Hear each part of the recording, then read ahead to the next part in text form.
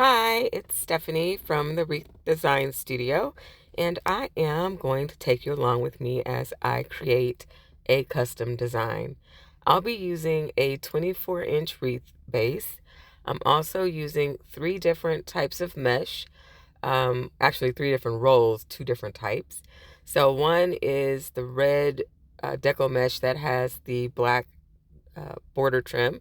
And then I'm using two rolls of black breeze mesh. I love that breeze mesh. It does not fray. It's just a really easy one to work with. It's soft on your hands. It's nice. It's really nice. But I've cut those into 24-inch sections, and I am now attaching them to the outer ring of the wreath base. I'm using a curl method where I'm curling in from both sides until it meets up in the middle, and then I just pinch it in the center and secure it within two of um, the pine ties. So I will do that all the way around, alternating. So it'll come up, I think, black, red, black, black, red, black, red, black, black, red, all the way through. So while I am doing that, I am going to speed this process up, but I just wanted to let you know what I'm doing.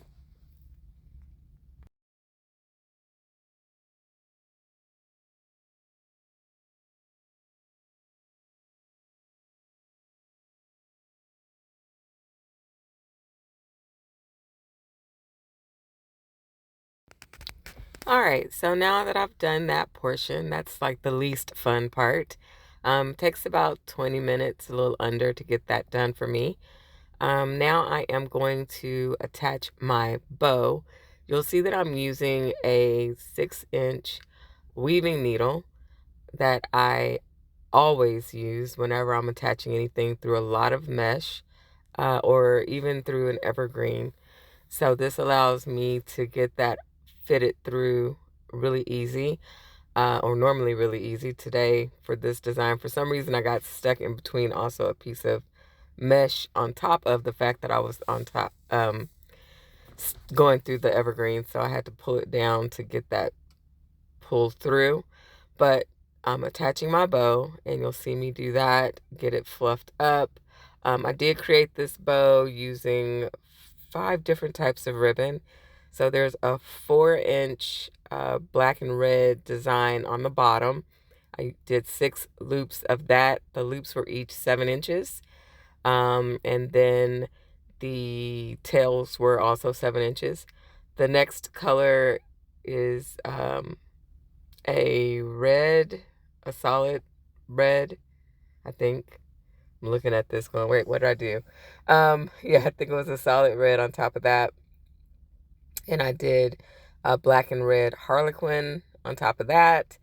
Then just a black canvas ribbon on top of that. And then the final ribbon was a 5/8 inch glitter red ribbon. So the bottom ribbon, the 4-inch ribbon, I again had 7-inch loops, 6 of them, 3 on each side with 7-inch tails.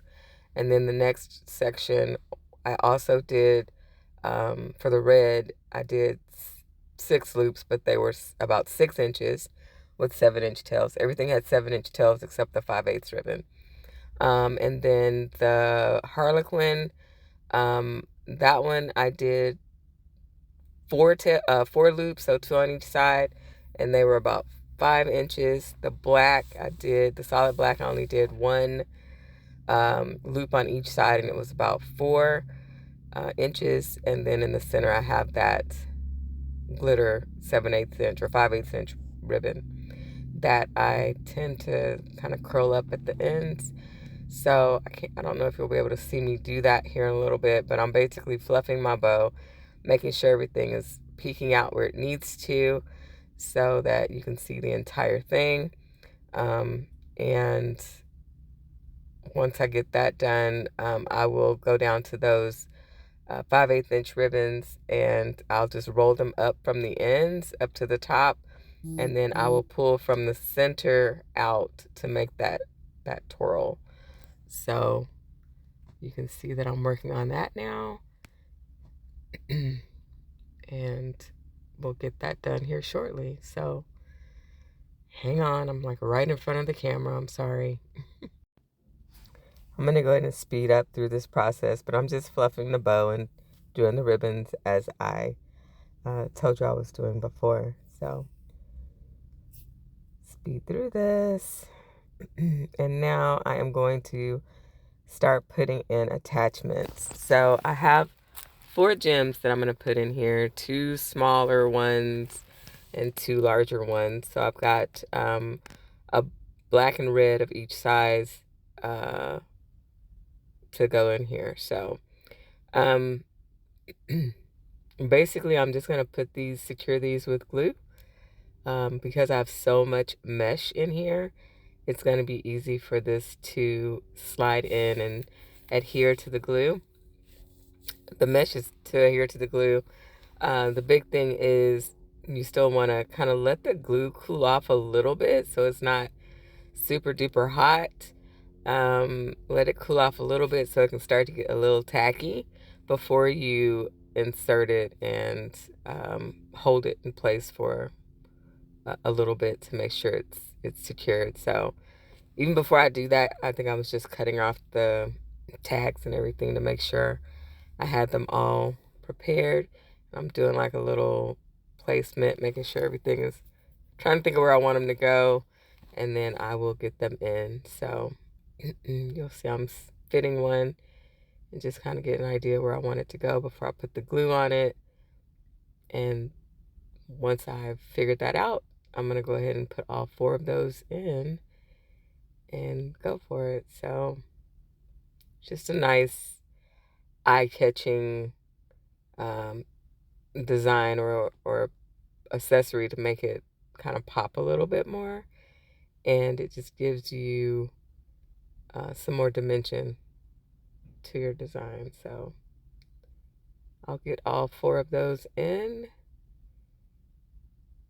and I'll go ahead and speed this part up too. It's just me attaching these designs or these ornaments.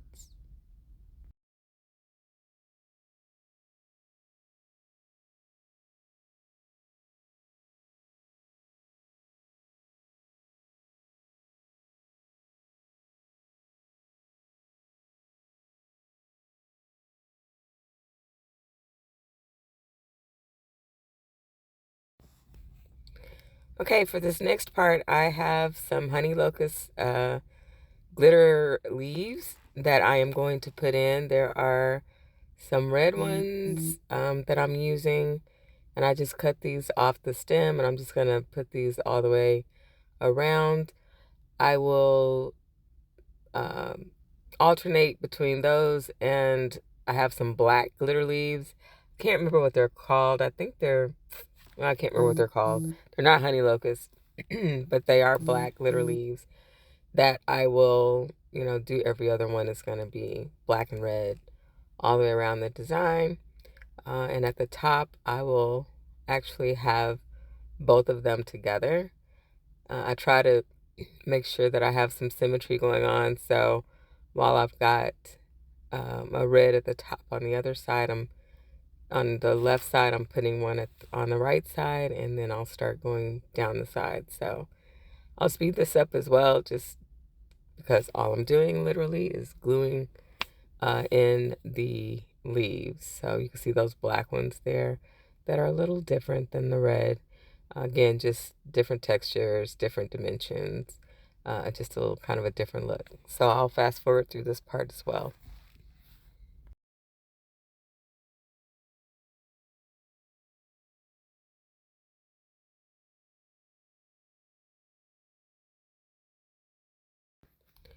Now that I have all the leaves around the perimeter, I'm going to tuck a few on the inside of the design, just again giving it a different look, a little some texture in the middle, and just adding some little accents of the red throughout this little section on the inner circle of the wreath. So once I get that done, it is pretty much a done deal. I am finished. So I'll show you the final product here.